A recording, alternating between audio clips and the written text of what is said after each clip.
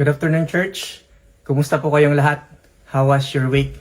I pray that you also had an awesome and glorious and victorious week. Amen. Hallelujah. Praise God for this privilege to again share the message of the Lord for us. Thank you, PTR.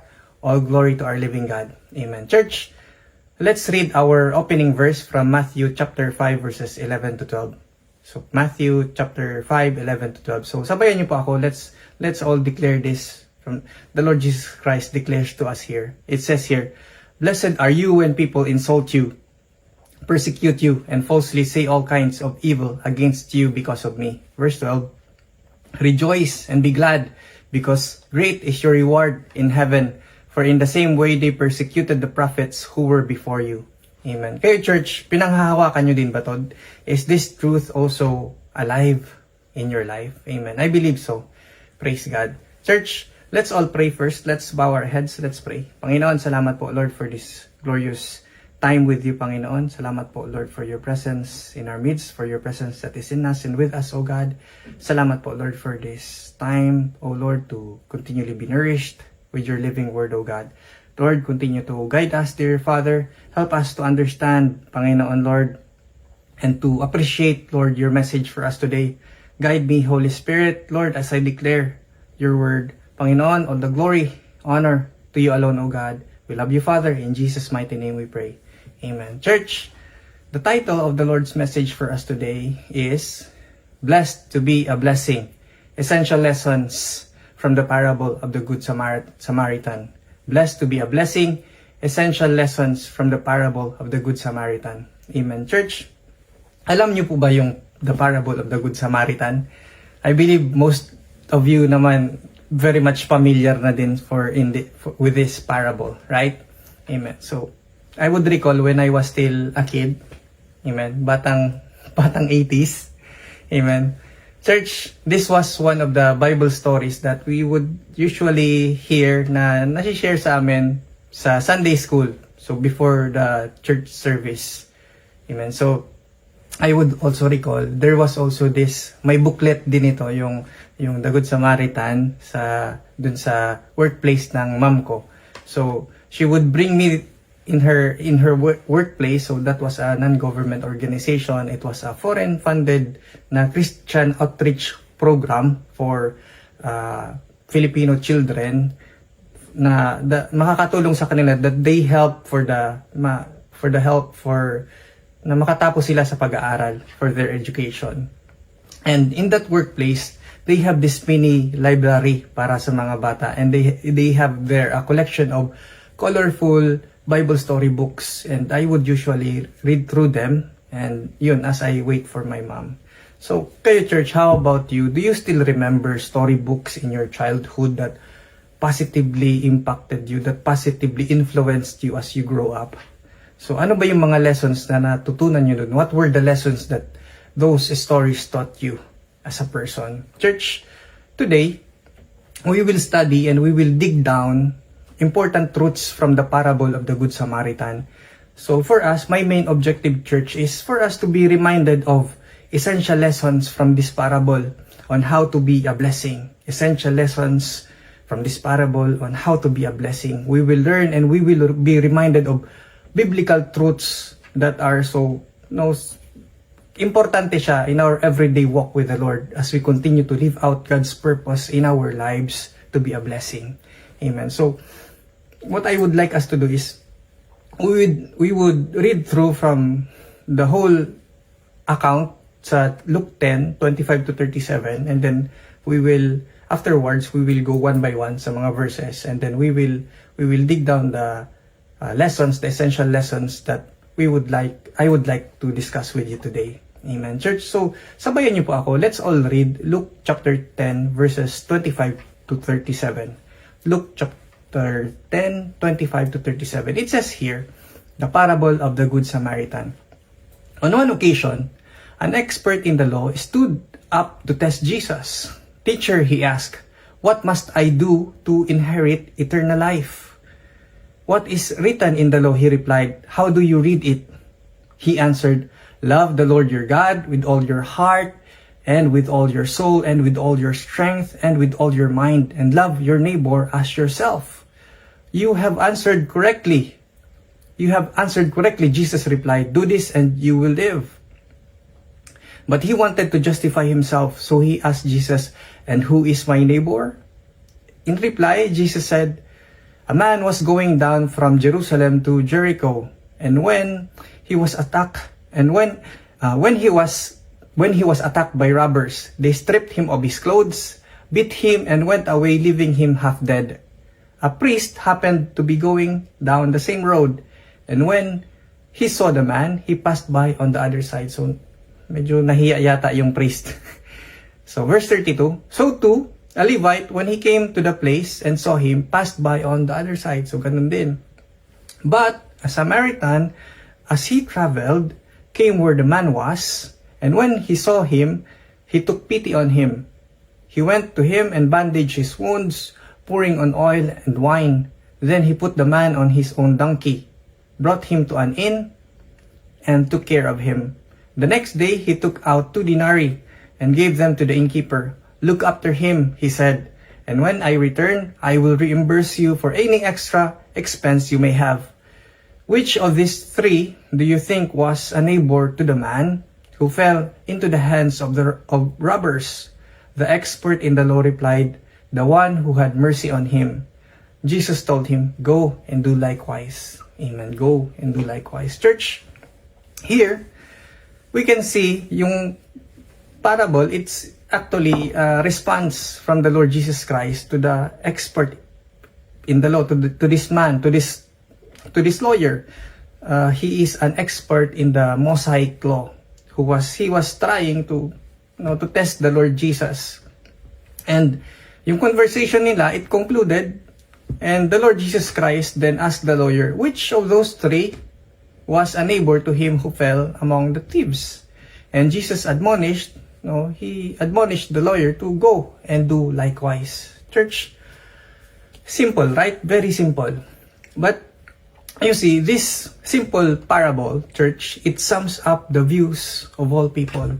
It sums up all the views of all of us people.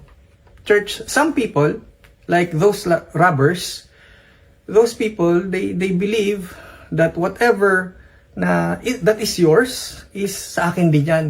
Kung anong meron ka, sa akin din yan. See, these people, such people, they are constantly looking for a handout, for anything that they can take or even take advantage of from others. So this kind of people, they are not givers, they are takers. And then there are also people like the priests. So like the priests and the Levites, they have the attitude of kung ano yung sa akin lang yun. So what is mine, it's mine. And this kind of people, they are not they won't go out of their way to help anyone. So wala yun sa ganung attitude nila na tumulong. It's just all about themselves. And then, of course, we have such people like the Good Samaritan who believes that what's his or kung anong meron siya, it is there to help others, to bless others. See, this kind of people, they see themselves as true stewards of God's resources. They know, and then they see themselves as blessed to be a blessing. Amen. I pray na palagi ganun yung pananaw natin sa buhay. Amen. Church, again, the title of the Lord's message for us today is Blessed to be a Blessing, Essential Lessons from the Parable of the Good Samaritan. Amen. So let's read again. So I would like us to read again from the top, and then we will discuss one by one essential lessons on how to be a blessing. Essential lessons on how to be a blessing. So sabayan niyo po ako. Let's all read again. Luke chapter 10 verses 25 to 26. Let's all read. It says here, on one occasion, an expert in the law stood up to test Jesus. Teacher, he asked, what must I do to inherit eternal life? What is written in the law? So nagreply si Jesus sa kanya. He replied, how do you read it? Amen. One more time. Basahin pa natin uli. On one occasion, an expert in the law stood up to test Jesus. Teacher, he asked, what must I do to inherit eternal life? What is written in the law?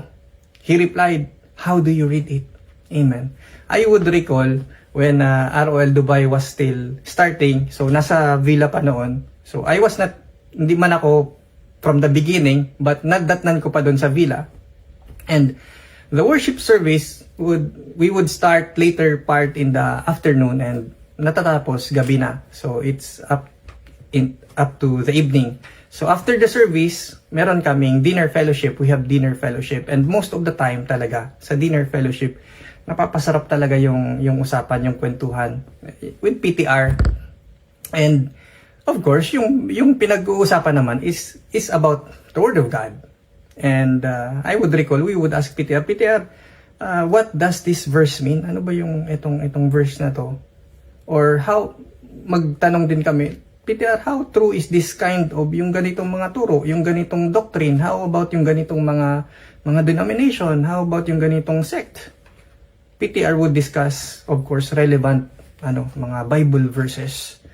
And we would reach up to even discussing about spiritual gifts, about revelation, mga revelations and visions, etc. And we would discuss even mga recent events sa kapaligiran that are already written in the Bible. Talagang napapasarap hanggang gabi. And I would recall even si Atika, she would even say, PTR, when it comes to the Word of God, talagang kahit mag-umaga yan.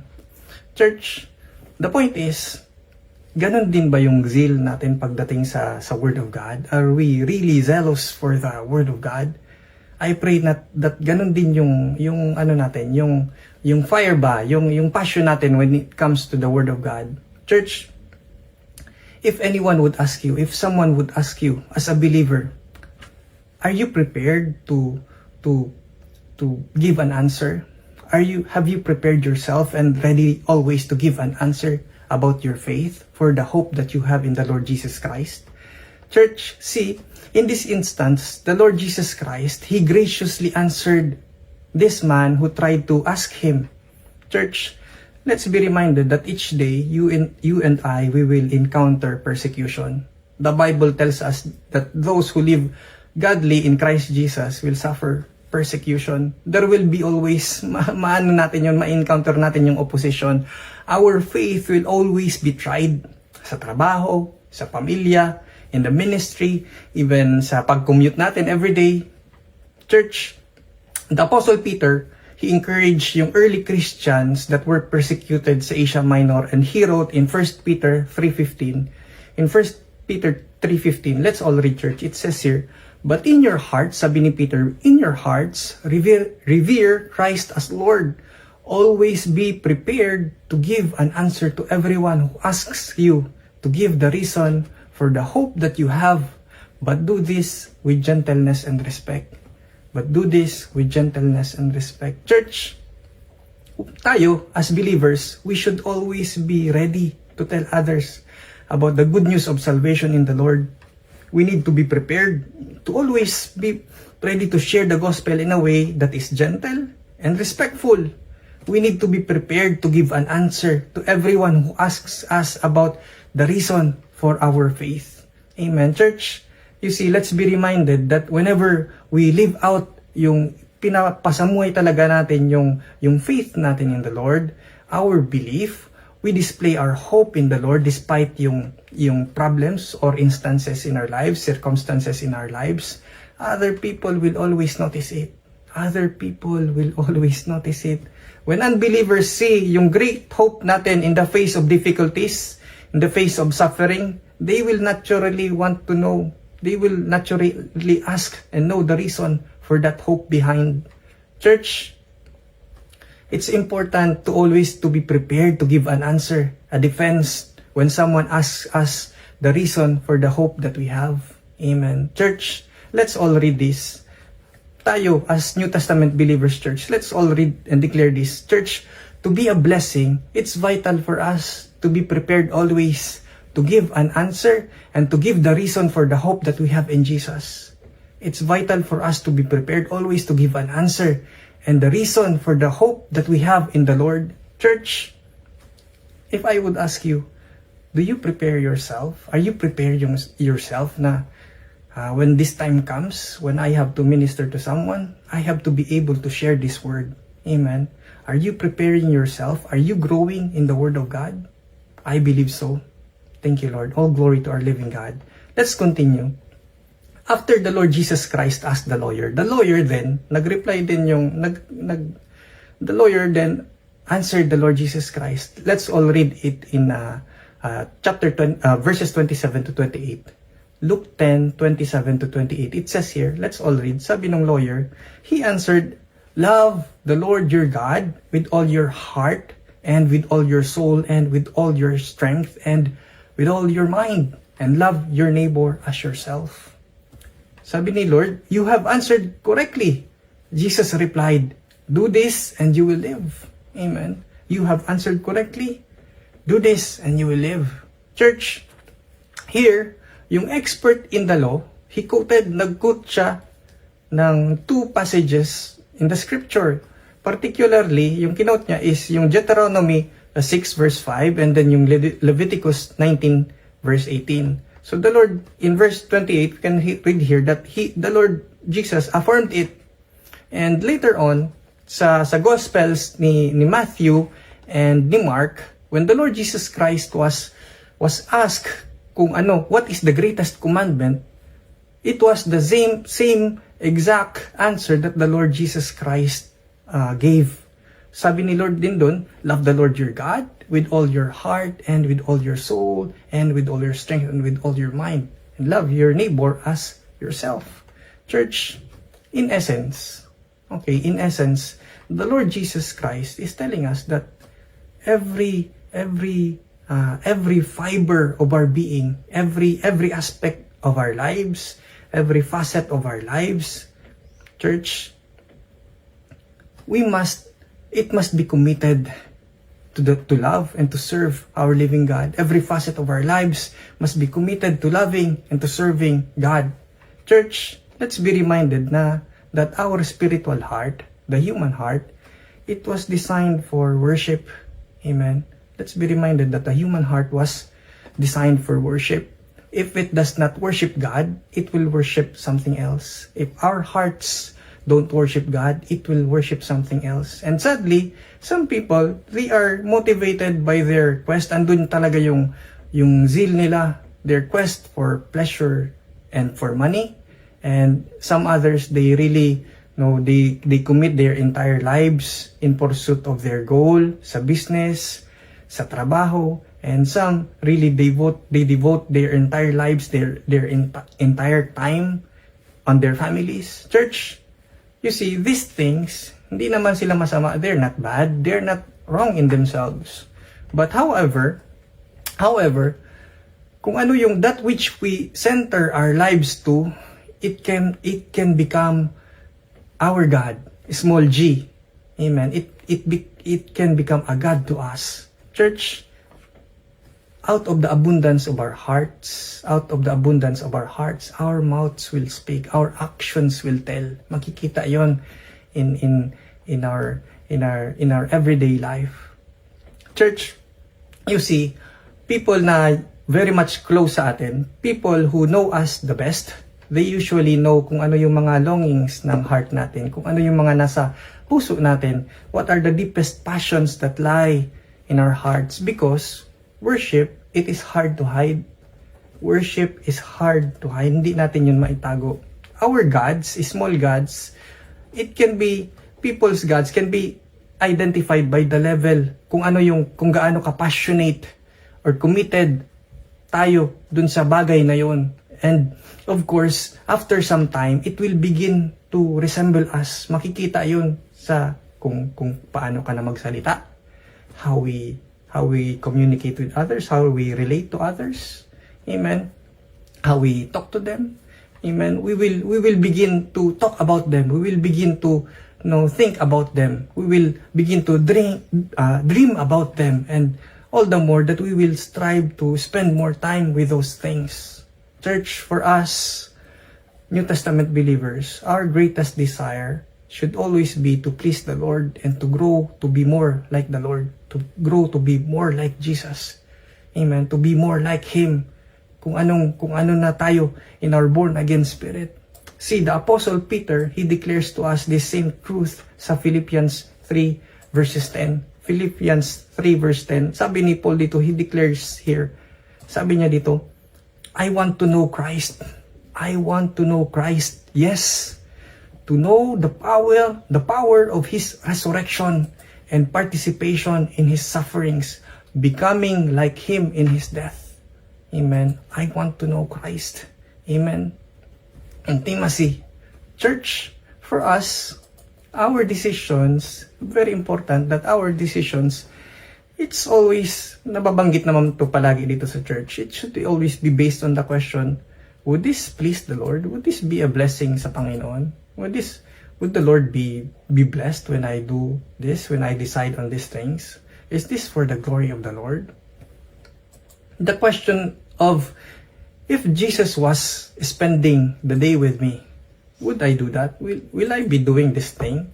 Would I be watching such mga movies na ganito, mga videos na ganito? Would I watch that? Or would I speak those things? If the Lord Jesus Christ if His presence is with me, would I say those things? Lalabas ba yun sa bibig ko? Are those words acceptable to Him? Church, every lifestyle decision should be weighed. It's important that it should be weighed and evaluated with eternal significance. May mga eternal significance yun. And it's vital for us to continually develop yung awareness, yung awareness natin that the Lord's presence, that the Lord's mighty presence is always in us and with us. I believe this was very much highlighted sa atin ni Pastor Greg last week. Church, let's all read this, church. Church, to be a blessing, it's vital for us to commit every aspect of our lives to love and to serve the Lord. To be a blessing, church, it's vital for us to commit every aspect of our lives to love and to serve the Lord. Question is, how about tayo?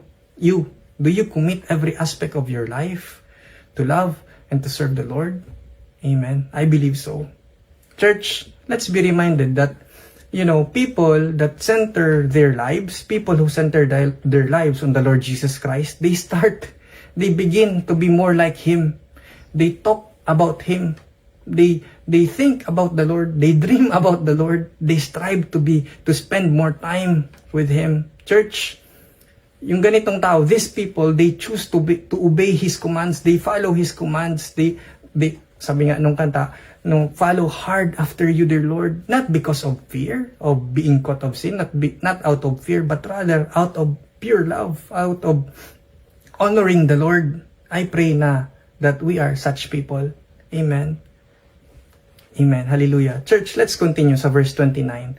Amen. So here, the lawyer continued on sa Luke 10:29.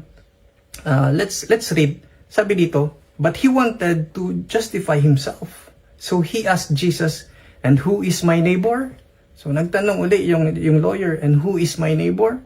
Church, you see, yung tanong na to, this question of the lawyer was actually, it wasn't sincere. It was not really sincere from his side. He was actually evading. It was an evasive question, seeking to avoid yung responsibility niya, kasi naintindihan niya eh. He wanted to define that yung neighbor, yung kapwa niya, is just those people, just his close friends or mga malalapit sa kanya that he had treated well. He knew in his heart that he hadn't loved everyone as he loved himself. So he was trying to interpret yung scripture that it would conform to his actions. Amen. He wanted yung actions niya, yung scripture, yung mag-conform sa actions niya. Church, I would remember way back in 2011 in Qatar. It was my first time to work abroad. So it was my first time to work abroad. I had really not so good lady boss there. So medyo may attitude yung boss ko doon noon.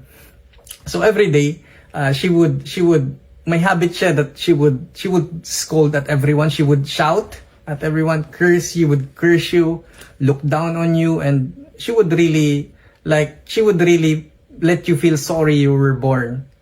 Parang ganun yung ano ba, yung tono ba. But the thing here is that this person, she was hurt and she was angry.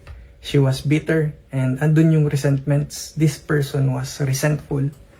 And yun nga, sadly, they hurt people. They also hurt others.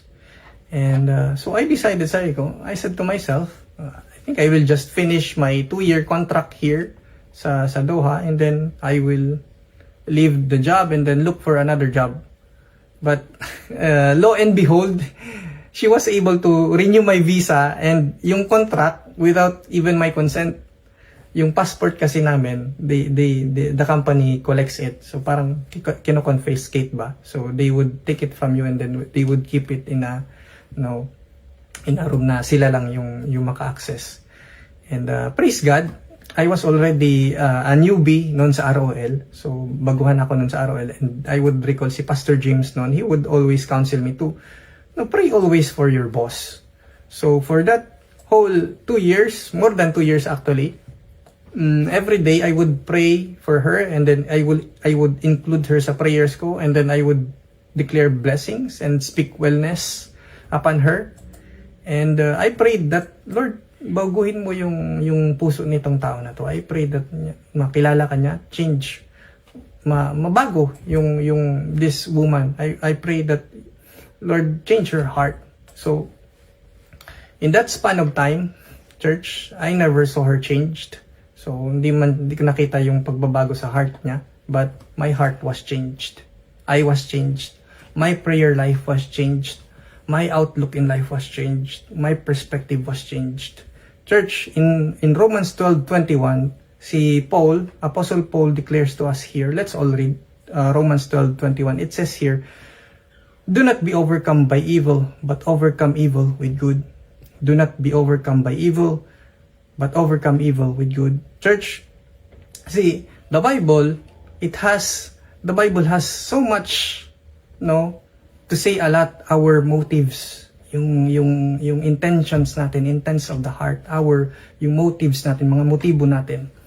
Yung motibo natin, it is the underlying reason for any action kung bakit natin ginagawa certain things.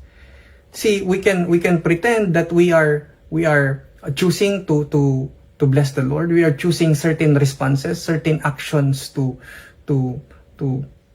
that ma-bless si Lord for God's glory. And we can do certain things to bless others, for the betterment of others, when in the reality, we have selfish reasons. We can do those things, right, na iba yung actions mo, rather, yung actions mo ganito, but in your heart, actually, iba naman talagang nasa puso mo. We can even preach, we can even minister to others out of not so pure motives. So, the question is for us is, what is the right motivation? Ano ba yung right motivation? So it says in 1 Thessalonians chapter 2 verse 4. Let's all read 1 Thessalonians 2 verse 4. It says here, sabi dito, it says, our purpose is to please God, not people. He alone examines the motives of our hearts. The Lord alone examines the motives of our hearts.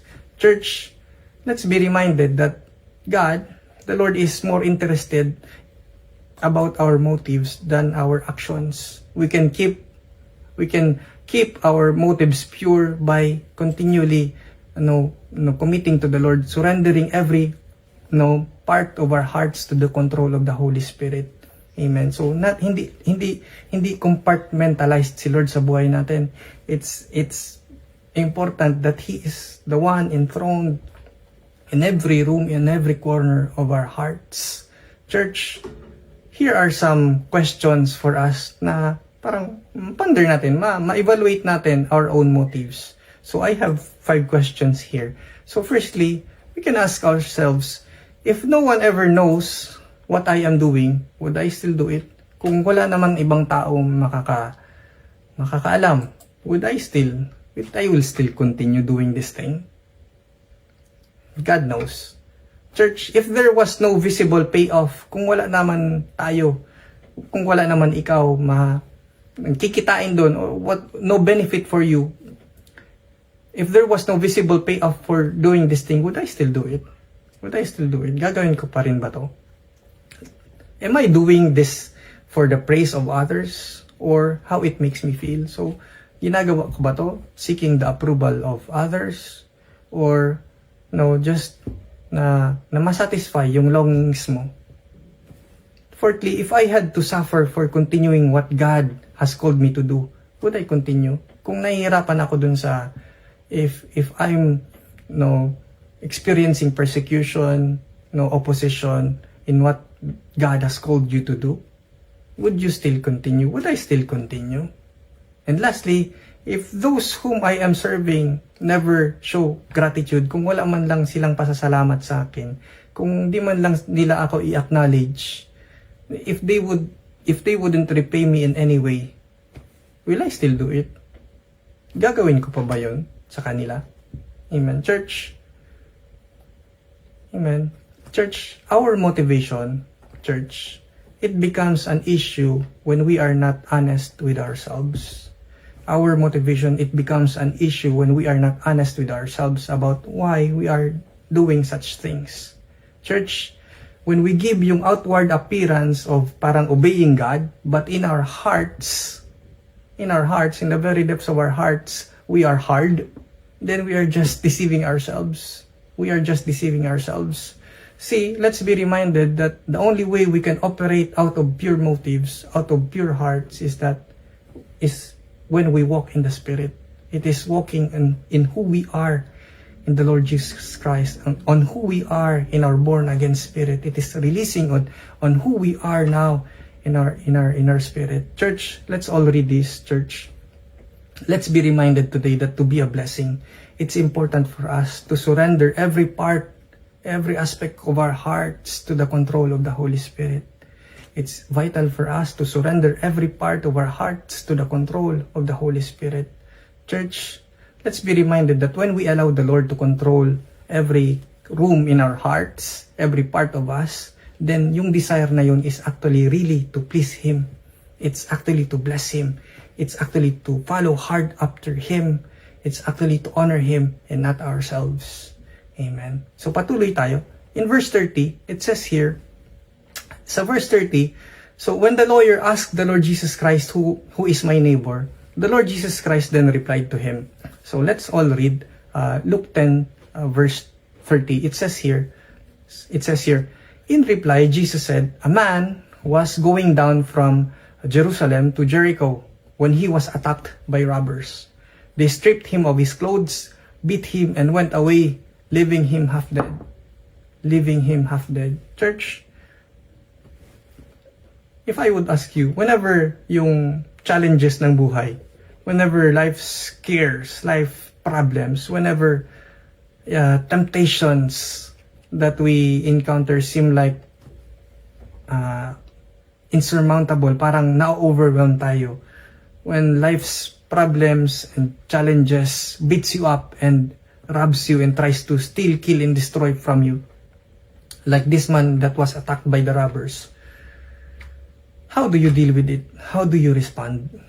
Do you respond according to your own understanding? Or do you continue, do you hold on? Do you continue to trust in the Lord with all of your heart? Or whenever things are really so hard na you can't say no, parang you just compromise and you just conform to the patterns of the world. Anyway, ginagawa naman nila eh. Anyway, sila nga eh.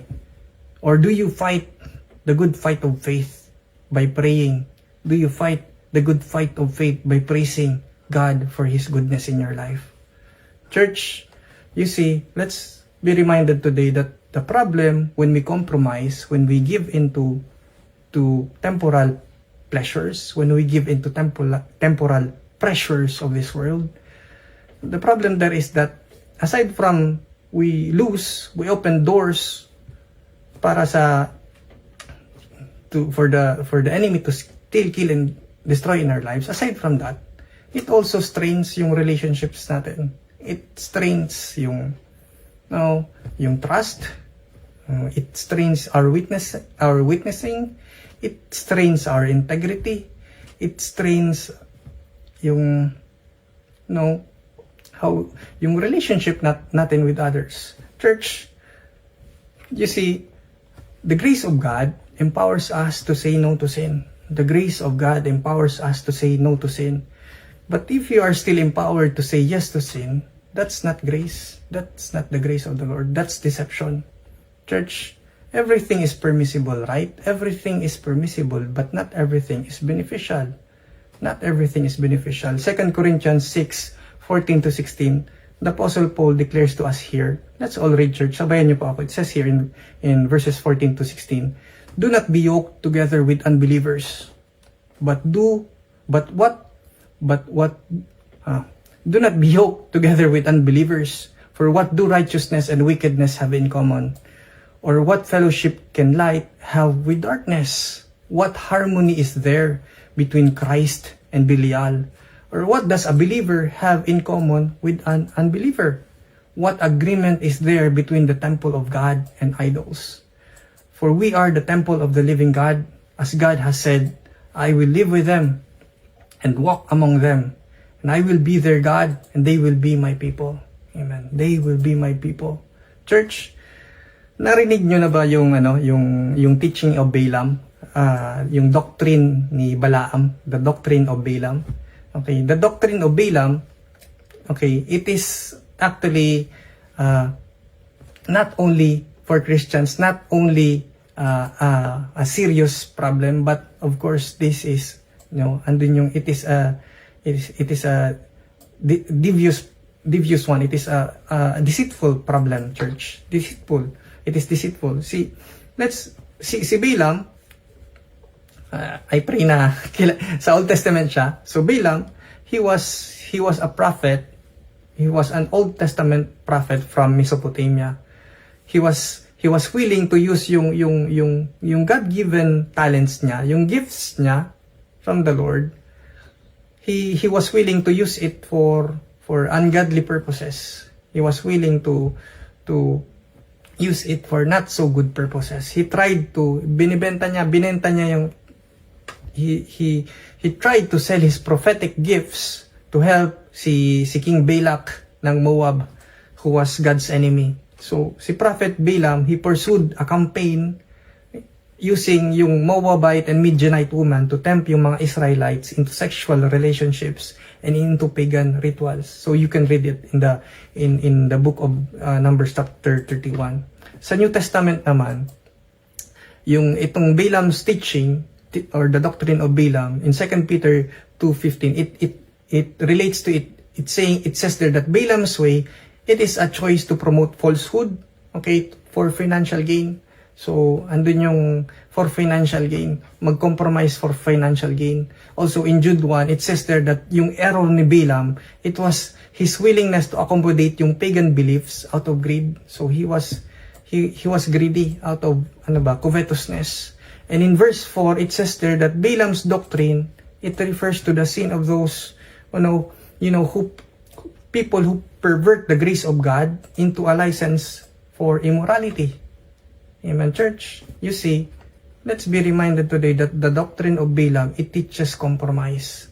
It wants believers to forget that you and I are called to be separate and to be holy for the Lord. Amen. The doctrine of Balaam, it is the belief that, a little sin, it doesn't hurt, it doesn't matter. No. Church, in practical terms, the teaching of or doctrine ni Balaam, it is the view that Christians, they can compromise their convictions. They can compromise yung beliefs nila for the sake of money, for the sake of popularity, for the sake of sexual gratification, for the sake of personal gain. Church, it is the attitude that treats sin as no big deal. It is the attitude that treats sin as no big deal. Parang okay lang yun. Church, Apostle Paul declares to us in Ephesians chapter 4 verse 25. Let's all read it. It says here, therefore, each of you must put off falsehood. Each of you must put off falsehood and speak truthfully to your neighbor. For we are all members of one body. We are all members of one body. Church, yes, of course, let's be reminded na tayong mga Kristiyano, we believers, we cannot and we should not totally ignore yung mga sinners, the presence of sinners, or the presence of unbelievers. But it is our obligation to stand up for the truth. We are obligated to stand up for righteousness. We are obliged to stand up for goodness, whether it is popular for others to hear or not, whether it is what others want to hear or not. Church, let's all read this and declare, Church, to be a blessing, it is vital for us to stand up for the truth, for righteousness, and for goodness. It is vital for us to stand up for truth, for righteousness, and for goodness. Question is, tayo, how about us, church? Do you stand up for the truth? Do you stand firm for righteousness? Do you hold on for goodness? Amen. Church, I believe so. Church, let's continue. Let's all read Luke 10:31 to 32. Luke 10:31 to 32. And so here, the Lord Jesus Christ, He continued with a parable. So sabi niya dito, in verse 31, let's all read. A priest happened to be going down the same road. And when he saw the man, he passed by on the other side. Amen. So, iniwasan niya, the priest, iniwasan niya yung the wounded man. Verse 32, so to a Levite, when he came to the place and saw him, passed by on the other side. So, iniwasan din nung pati yung Levite, iniwasan din niya yung wounded man. Church, you see, the priest and the Levite, they did not help the wounded man. So both, they just go on with their way. They just passed by and they did nothing. Wala silang ginawa. And church, the thing here is that if there was someone that really knows about the law of God's love, then it should have been those two, yung priest and Levite. And sadly, unfortunately, love, for them, it was a word that didn't require any action. Amen. Church, let me ask you, if you were the wounded man, if you were that one who was robbed and attacked by the robbers, and you badly needed help, and you're expecting that, yung mga tao na yun, they would really be the one to help you, and they did not, how will you deal with them? Will you be able to forgive them? Will you hold a grudge on them? Pag sa trabaho, church, whenever you encounter people that nasa posisyon, and then they are there, people that that you are of course expecting to be able to help you, but they don't, do you harbor grudge or do you forgive them? Sa pamilya, if there were people na that they are in the power, that they are able to help you, that they are in the position to be able to help you, and they did not help you, do you harbor grudge or do you forgive? Church, the Bible tells us to forgive as the Lord forgave us. The Bible tells us to forgive as the Lord forgave us. In Ephesians 4:32, Paul declares to us here, let's all read. Sabayan niyo po ako. It says here, be kind and compassionate to one another, forgiving each other, just as in Christ God forgave you. Just as in Christ God forgave you. Similarly, so sa Colossians chapter 3 verse 13 as well, it says here, let's all read.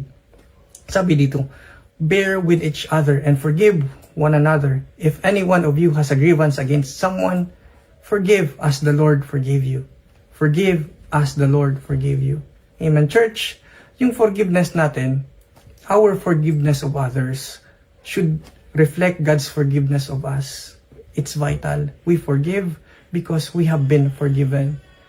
So, naalala niyo pa ba yung unmerciful, yung parable of the unmerciful servant? So there was a king who forgave a super huge, large amount na debt, na utang ng isang servant niya. However, later, that same servant, he refused to forgive a small debt, may utang sa kanya na isang servant din. And the king hears about it and he rescinds his prior forgiveness. Amen. The king hears about it and he rescinds his prior forgiveness. Church, the Lord Jesus Christ here in Matthew 18, he concludes by saying, sabi niya doon, "This is how my heavenly Father will treat each of you unless you forgive your brother or sister from your heart." Amen. Church, tayo, whenever this is shared to us, whenever we hear about this unmerciful servant, we become appalled to him, right? Parang mainis ka sa kanya. We become shocked na, ba't naman itong servant naman to, ang grabe yung forgiveness na binigay sa kanya, but he was not willing to forgive yung kapwa niya. He would not forgive a minor debt after being forgiven of an unpayable debt. You see, church, sadly, when we are unforgiving, we are just like that unforgiving servant. We are just like that unforgiving servant. Church, whenever we overlook yung mga offenses against us, when we overlook an offense, it does not mean that we deny justice. It does not mean that we turn a blind eye to sin. It does not mean that we pretend that evil doesn't exist. It doesn't mean that we condone yung ganong mga gawain against us. It just means that we are willing to forgive. It means that we are willing to forgive. The Holy Spirit that is in us offers us the power to forgive any wrong that has been done against us. Church, today let's be reminded, let's all read this. Church, to be a blessing, it's vital for us to forgive because we have been forgiven. It's important for us to forgive because we have been forgiven. Let me ask you, church, how about you? Do you forgive because you have been forgiven? Amen. Continue to do so. It's vital for us to be reminded yung prayer natin, the Lord's Prayer. Lord, forgive us our trespasses as we forgive those who trespass against us. In other translations, I believe it says there, forgive us our debts as we also have forgiven our debtors. Church, let's remind ourselves that all of us, all have sinned and all have fallen short of the glory of God. Amen. Let's continue. Let's all read yung succeeding verses. So the Lord Jesus Christ here continued with the parable of the Good Samaritan. Sabi niya dito in verse 33, "But a Samaritan, as he traveled, came where the man was, and when he saw him, he took pity on him. He went to him and bandaged his wounds, pouring on oil and wine. Then he put the man on his own donkey, brought him to an inn, and took care of him. The next day, he took out 2 denarii and gave them to the innkeeper. 'Look after him,' he said, 'and when I return, I will reimburse you for any extra expense you may have.'" Amen. For any extra expense you may have. Church, yung Samaritan, a Samaritan in the Bible, it is a person from Samaria. Amen. So Samaria, it is a region north of Jerusalem, so northern part siya ng Jerusalem. And in those days ng Panginoong Jesus, in those days, there was a racial discrimination. There was religious hatred between yung Jewish people and the Samaritans. Amen. Yung mga Jewish, they considered the Samaritans as low-class people. Amen. The Samaritans, they were considered by the Jewish as low-class people because they have intermarried with Gentiles. Nag-asawa sila na hindi naman mga Jew. And also, they did not keep all the law. So, therefore, yung mga Jewish people, the Jews, they have nothing to do with them. Parang ayaw nila, they don't want to relate themselves to the Samaritans. You see here, church, the priest, in this parable, the priest and the Levite, they just passed by the wounded man. So, apparently, yung wounded man is a Jew also. Yet, they did not help him. But this Samaritan, who was considered by the religious Jews to be their enemy or to be like another nationality, he was the one who was a true neighbor to him. Church, this Samaritan, yung tulong niya, he went to the full extent, even beyond his ability. Church, see, the Lord Jesus Christ is reminding us here, is telling us here, He's making us He's making it clear to us that yung neighbor, we cannot define it as based on our geographic location or friends or familiarity with someone. Church, a neighbor is someone that God puts in our path. A neighbor is someone who is anyone that God puts in our way. Church, ano ba yung lesson dito? What's the important lesson here? Apostle Paul declares to us in Romans 12 verse 9. Let's all read Romans 12:9. Sabi ni Paul dito, let love be without hypocrisy. Let love be without hypocrisy. Abhor what is evil, cling to what is good. Abhor what is evil, cling to what is good. See here, church, si Apostle Paul, according to the Apostle Paul, the distinguishing mark of a true believer is to let love be without hypocrisy. When we love without hypocrisy, let's be reminded that love and hypocrisy, they are incompatible attitudes. So parang opposites ba siya? And it's vital for us to demonstrate genuine love. It's vital for us to demonstrate sincere love. So question is, how do we demonstrate this? How do we demonstrate this? So it's important to be reminded that genuine love, it is rooted in the character of God. Genuine love is rooted, it is grounded in the character of God. God is love. The Lord's very nature is love. Church, we let our love be without hypocrisy when we love like the Lord Jesus, when we love like Him. And God showed us how to live and how to love through the person of the Lord Jesus Christ. So how do we demonstrate loving without hypocrisy? So let me share to you briefly 4 key aspects how to demonstrate, to understand. Let's understand these key aspects to be able to demonstrate yung truth na to. Church, love without hypocrisy. Let's read. Love without hypocrisy is unconditional. Love without hypocrisy is unconditional. Church, to emulate, para ma-share natin God's love, church, we must love people who are undeserving. So, love is already very much present in our born-again spirit, church. And to emulate, to release this God's kind of love, we must love people. Demonstrate this by loving people who are undeserving, people who are unloving, people who are rebellious, just as we were when God first loved us. Ganun din tayo noon, di ba? Amen. Church, another aspect is that love without hypocrisy is sacrificial. Love without hypocrisy is sacrificial. If we see a brethren, a brother or sister in need, church, we do our best to meet that need, to bless them, hindi man financially, but pray for them. Love without hypocrisy proves itself not only out of words or speech natin, but it is, yung compassion natin, mag-flow with actions and truth. Another aspect is that love without hypocrisy is humble. Love without hypocrisy is humble. The Lord Jesus Christ taught us to turn the other cheek. Okay, sa Matthew 5, right?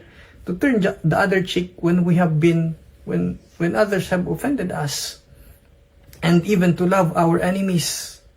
Si Apostle Paul, he declares to us in the 2nd chapter of Philippians, sabi niya doon, in humility, value others above ourselves, not looking to our own interests, but each of us to the interests of others. And fourthly, love without hypocrisy, it abides by God's word. Love without hypocrisy abides by God's word. The Lord Jesus Christ declares to us in the book of John in chapter 15, sabi niya doon, if you keep my commandments, you will abide in my love, just as I have kept my Father's commandments and abide in His love. Amen. Church, to be a blessing, let's all read this. To be a blessing, it's vital for us to let our love be without hypocrisy. To be a blessing, it's vital for us to let our love be without hypocrisy. Tayo, church, are we loving without hypocrisy? Do you let your love be without hypocrisy? Amen. I believe so. Glory to God. And lastly, church, let's all read verses 36 to 37, Luke 10, verses 36 to 37. It says here, which of these three do you think was a neighbor to the man who fell into the hands of the robbers? So the Lord Jesus Christ already is concluding here. Which of these three do you think was a neighbor to the man who fell into the hands of the robbers? The expert in the law replied, the one who had mercy on him. The one who had mercy on him. Jesus told him, go and do likewise. Go and do likewise. Church, here, the Lord Jesus Christ, He draws a strong contrast between the people who knew the law, people who knew the scripture, and people who actually followed what is written in the law, what is isinasabuhay yung scriptures. They put it in their lifestyle and in their conduct. Jesus then asks the lawyer if he can apply the lesson to his own life by asking him, so which of those three, okay, sabi niya doon, tinanong niya yung lawyer, which of those three do you think was a neighbor to the man who fell into the hands of the robbers? So sadly, yung response dito ng lawyer, it reveals how hard yung heart niya. Why? Because the lawyer, as a Jew, he himself strongly hates yung Samaritans. He couldn't even refer to that good man in a proper way. And the lawyer, he referred to the good man as the one who showed mercy. Instead na sabi niya, Lord, yung Samaritan. But rather, sabi nung lawyer, the one who showed mercy. And then, Jesus then tells the lawyer, go and do likewise. Go and do likewise. Go and do the same. Meaning, he should start living out what the law tells him to do. He should live out what the scriptures tells him to do. Church, in the same way, we are called to go and do likewise. We are called to go and do likewise. We are to be doers of the word. We are to be doers of God's word and not hearers only. Let's all read James 1:22. James 1 verse 22. It says here, let's all read, but be doers of the word, not hearers only, deceiving yourselves. But be doers of the word and not hearers only, deceiving yourselves. Amen. Church, tayo, in this age, we are so much blessed. We are so much fortunate enough to have easy access sa salita ng Panginoon. We have so much, very much easy yung instant yung access natin to God's Word. We have printed Bibles. Iba-ibang translations pa yon. Dami natin may makakapal, may maliliit. Amen. So, we have digital Bibles. So, ang dami natin resources. We have very much andun yung privilege natin to have easy access for the Word of God. And we even listen to preachers, faithful preachers who help us to better understand about the Bible, about the Scripture. But let's be reminded that yung blessings na to, these privileges, it defeat its purpose when we only remain hearers of the Word and not doers. It's just parang mind-boggling, parang illogical to look into a mirror and then just forget yung reflection natin, kung ano yung nagsalimin tayo, tapos umalis tayo, nakalimutan na natin kung ano yung how do we look like. In the same way, it is senseless. In the same way, it is senseless. It is pointless. It is meaningless. Parang lastik lang. It is meaningless to hear God's word and then take no action. Church, like that lawyer, yung ganong expert that in this passage that we are reading, same with that lawyer, it would do him no good if he lets that word from the Lord just pass on to his other ear. Amen. You see, church, a hearer of the word, these people, they just simply listen to God's word, punta lang sa church, and then makinig, and then listen to the word of God and then stops there. Praise God, wala anong sa ROL. Church, these people, he will forget what he have heard. You see, church, being a hearer only, it leads to a stagnant life. While a doer of the word, these people, they not only comprehend the word of God, but obeys them. They obey them. They obey the word of God. The doer of the word lives out the message he received from the Lord. Talagang ipasamuhay niya. The doer focuses on understanding, on meditating on the scriptures, and then applies those truths into his or her life. Church, being a doer of the Word of God, it leads to a transformed life. It leads to victory.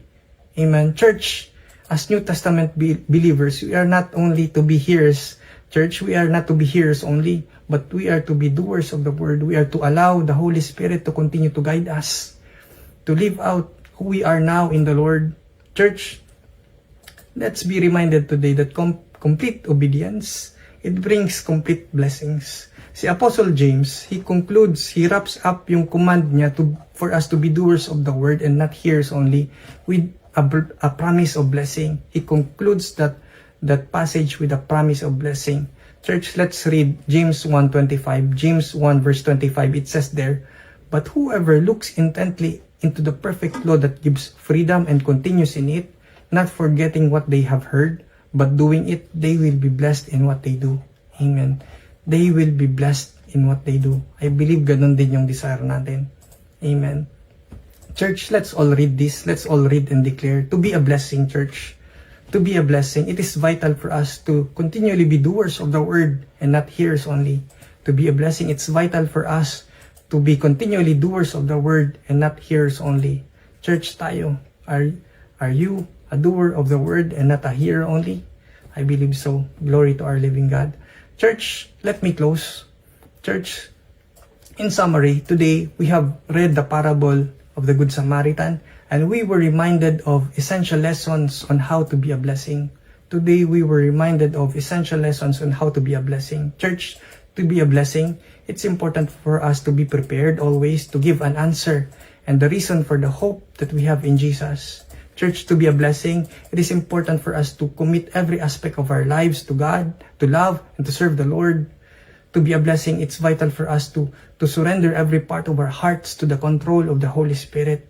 Church, to be a blessing, it is vital for us to stand up for the truth, for righteousness and goodness. Church, for us to be a blessing, it is vital for us to forgive because we have been forgiven.